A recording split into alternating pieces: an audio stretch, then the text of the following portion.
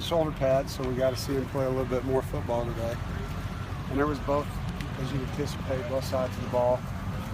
We had our first 11 on 11 third down period today, so we worked third and medium to third and long, and then our first move the ball. So you got to see the repercussions of positive and negative plays. And there was a couple explosive plays I know that they'll preach about on defense. They can't give up, and offensively a couple plays in our backfield that would have killed drives. So I thought it was really good work, a good film to look at.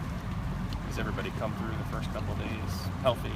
Yeah, Isaiah had a little bit of a hamstring, Isaiah Stallings, today. So we'll see if we can get him back quick. And Big T, I think, had a, I don't know what you call it, a stinger of some sort, Jerome Prescott. So hopefully it won't be anything major.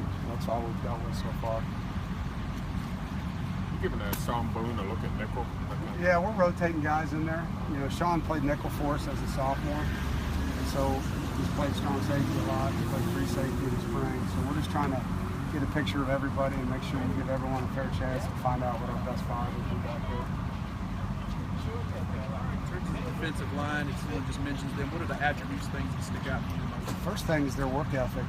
You know, I mean, as talented as they are, I think they work their butts off. The experience factor, I think, is huge. You know, you're talking about guys that have played 4 years of college games coming up now, and then their size. They're all long, big guys. I mean, none of them are under 260 pounds. Most of them are 280 to 320, and you know, mass kicks. You know what? So I mean, that to me is the biggest thing. They've gone from 240 to 280 to 260 to 310 on their careers. It shows on the field. Coach, I know the defensive line gets a lot of attention, but how big is it to have Arias and Jared behind them? Yeah, and to be honest with you, to have Pratt and Riley behind Arias and Jared competing for their jobs. We've never had competition like this at linebacker, so it's exciting to watch that front right now and see those guys compete with each other. Where's Demarco Ramos at this point? He practiced today, and we're basically every other day with him, so he has time to recover, and he hasn't played football in over a year. So we don't want to try to race him right away. You know, we're just trying to slowly work him back into the fold, and he's got a great attitude. And I told him nothing would be greater than to see him overcome that and have a great senior year. But it's going to take time. As hard as you work in the training room and the weight room, it's still not football. C.J. Riley? Doing well. He's doing well. He made a few nice catches the first day. He was a little quieter today. Running around healthy, doing everything right. What are you seeing from Kelvin early on? Obviously, you had the breakout year last year, but what are your expectations and what are you seeing from him so far? Just to be consistent.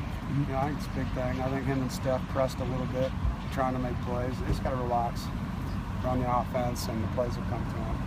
Like a lot of positions, you didn't know what you had at receiver last year, but now the difference in knowing, and not only that, but just having some guys who can, that you know can make plays. You're not guessing or extrapolating.